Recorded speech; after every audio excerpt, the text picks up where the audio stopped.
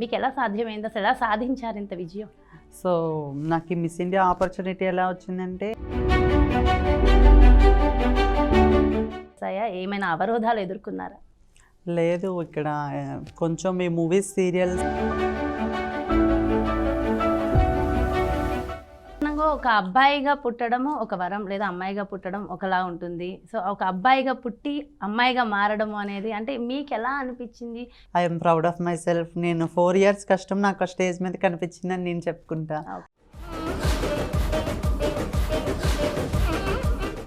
Okay, Shashi గారు మీకు ఇంట్లో ఫ్యామిలీ సపోర్ట్ ఎలా ఉంది? నాకు చిన్నప్పటి నుంచి నా ఫ్యామిలీ సపోర్ట్ లేదు.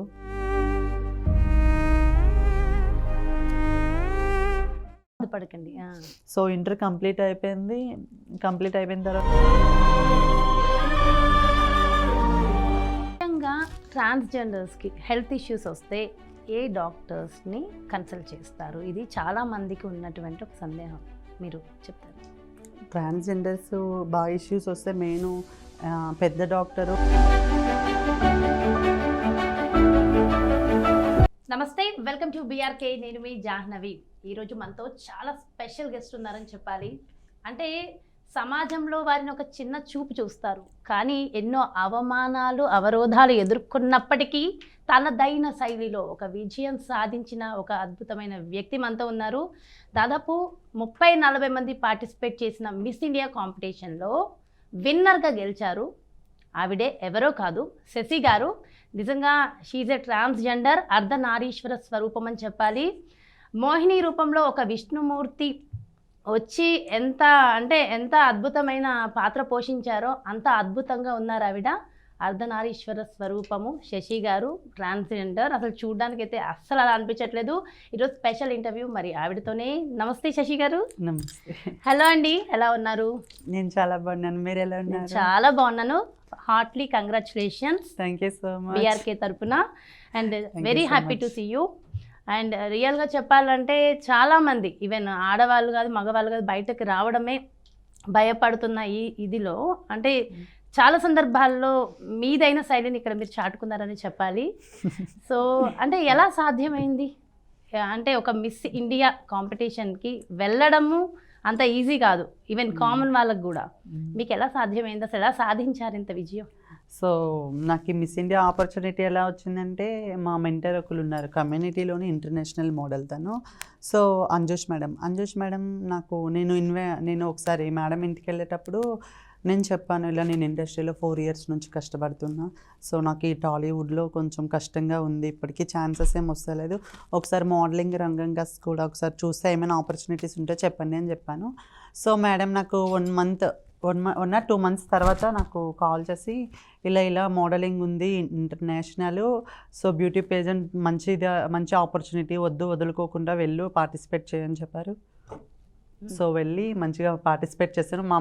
మా మేడం కూడా నాతో పాటు వచ్చి మంచి సపోర్ట్ ఇచ్చి, మంచిగా బ్యాక్ సపోర్ట్గా ఇచ్చి నన్ను విన్ చేయించారు మొత్తానికి.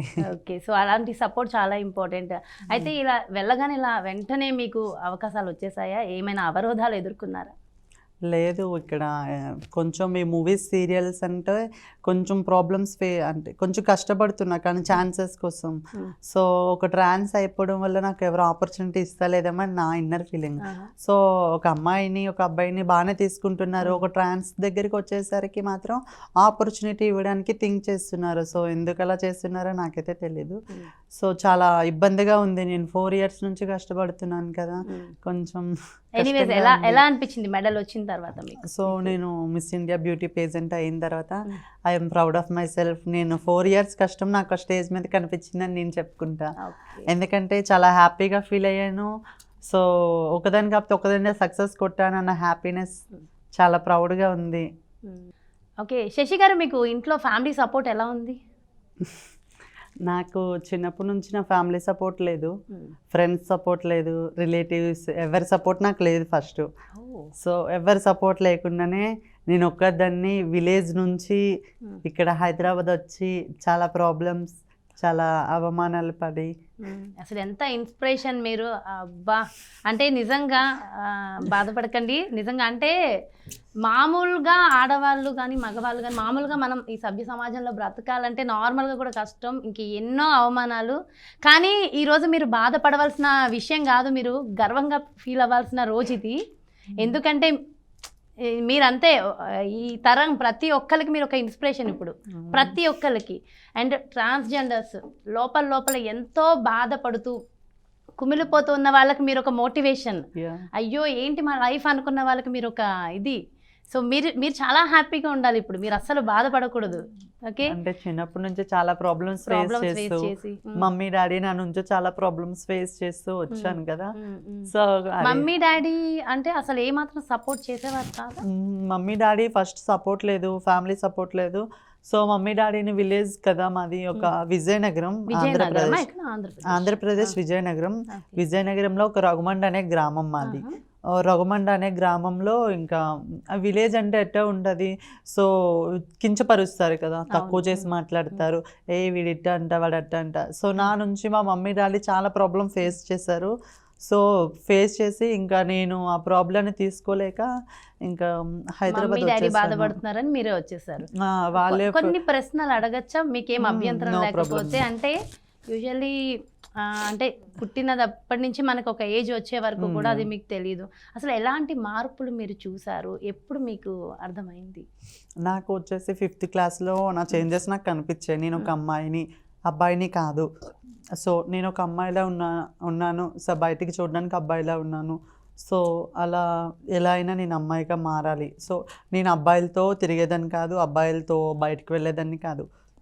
A to Z ప్రతి ఒక్కటి నా ఫ్రెండ్స్ అమ్మాయిలు యాక్సెప్ట్ చేసేవారు. అమ్మాయిలు యాక్సెప్ట్, చిన్నప్పటి నుంచి బుడ్డి ఫ్రెండ్స్, అంగన్వాడీ నుంచి. సో అమ్మాయిలతోనే ఉండేదాన్ని.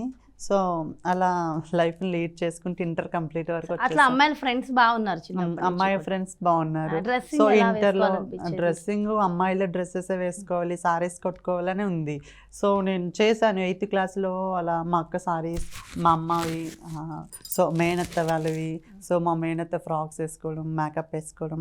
సో ఇట్లా 8th క్లాస్లో చేశాను. సో దానివల్ల కూడా నేను చాలా ఎఫెక్ట్ తినేసాను, మా మమ్మీ ఫుల్ కొట్టేశారు. సో ఇంకా అలా అయిపోయింది. సో నా ఇంటర్ వచ్చేసరికి కాలేజ్ మొత్తం తెలిసిపోయింది నేను ఇలా అని చెప్పి. సో అక్కడ ఒక చిన్న ఇష్యూ అయింది. సో దానివల్ల మొత్తం కాలేజ్ మొత్తం తెలిసిపోయింది. ఓకే, అంటే ఆ ఇష్యూ ఏంటో తెలుసుకోవచ్చు? అంటే డోంట్ మైండ్, మీకు అభ్యంతరం లేకపోతే. ఆ ఇష్యూ ఏంటంటే నేను ఫస్ట్ నుంచి చిన్నప్పటి నుంచి అమ్మాయిలా బిహేవ్ చేస్తా. సో కాలేజ్ జాయిన్ అయిన తర్వాత కూడా నేను అమ్మాయిగానే ఉన్నా. బైపీసీ స్టూడెంట్ని నేను. విజయనగరంలో శ్రీ సాయి గాయత్రి కాలేజ్లో బైపీసీ స్టూడెంట్. అమ్మాయి లాగానే వెళ్తుండేవారా డ్రెస్ చేసుకుని? లేదు, అబ్బాయి లాగానే ప్యాంట్ షర్ట్ పని వెళ్ళేదాన్ని, ప్యాంట్ షర్ట్ వేసుకుని కాలేజ్కి వెళ్ళేదాన్ని. సో మాది బైపీసీ అంటే అమ్మాయిలు అబ్బాయిలు మిక్సింగ్ ఉంటారు కదా. సో నేను అందుకోసం బైపీసీ తీసుకొని సో నా స్టడీని కంప్లీట్ చేస్తూ ఫస్ట్ ఇయర్ అయిపోయింది. సెకండ్ ఇయర్స్లో ఇంకా కొంచెం మూవ్ ఆన్ అయిపోయిన అమ్మాయిలతో మంచిగా ఉండడం చేయడం. ఒకరోజు నేను వాష్రూమ్కి వెళ్ళిపోయాను, అమ్మాయిల వాష్రూమ్కి వెళ్ళి ఫస్ట్ ఫ్లోర్. సో మా ప్రిన్సిపల్ CCTVలో చూసి పిలిచి పేరెంట్స్ని పిలిచి శుభ్రంగా కొట్టేశారు. సో కొట్టిన తర్వాత సో చాలా విపరీతంగా కొట్టేశారు. అది ఈవినింగ్లో చాలా కొట్టేశారు మా ప్రిన్సిపల్ అని. సో కట్టేసి మా పేరెంట్స్కి కాల్ చేసి ఇలా అంటే మా మమ్మీ డాడీని రేపు తీసుకున్నా అంటే మా మమ్మీ వాళ్ళని తీసుకొచ్చాను.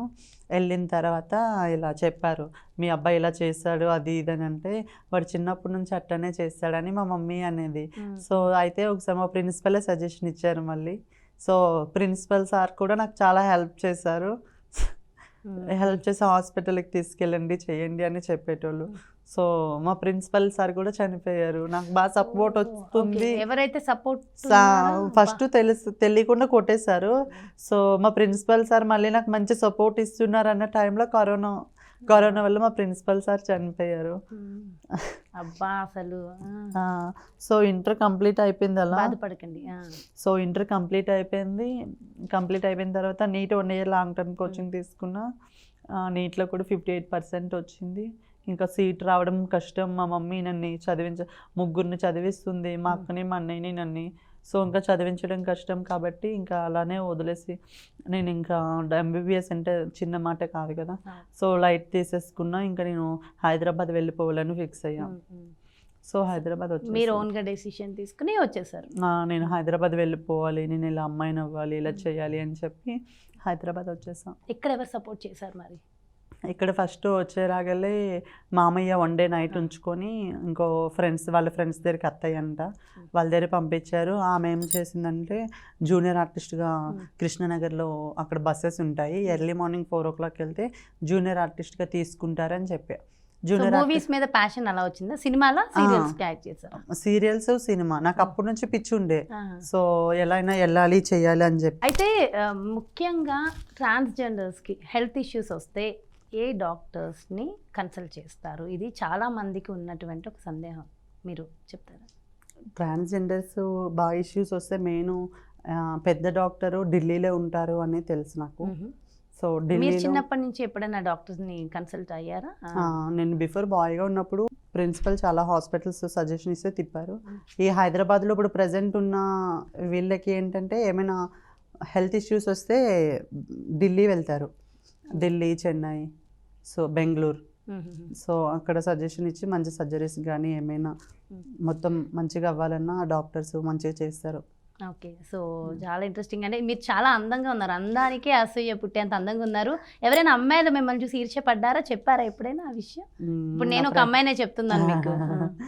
నా ఫ్రెండ్స్, సో చాలామంది ఎక్కడికైనా వెకేషన్స్కి వెళ్ళినా సో చాలా ఇంత అందంగా ఉన్నావు, చాలా బాగున్నావు, క్యూట్గా, ఎలా ఎలా మెయింటైన్ చేస్తున్నావు, అసలు ఇది నీకు సాధ్యమైనా నువ్వెంత ఇలా ఉంటున్నావు అని చాలా నా ఫ్రెండ్స్, వెకేషన్స్, రిలేటివ్స్ చాలా మంది చెప్పారు. ఓకే, సో ఇలా వింటుంటే మీ మాటలు ఇంకా వినాలి, ఇంకా చాలా విషయాలు, చాలా అంశాలు తెలుసుకోవాలనిపిస్తుంది. ఎనీవేస్, వన్స్ అగైన్ కంగ్రాచులేషన్స్ అండి.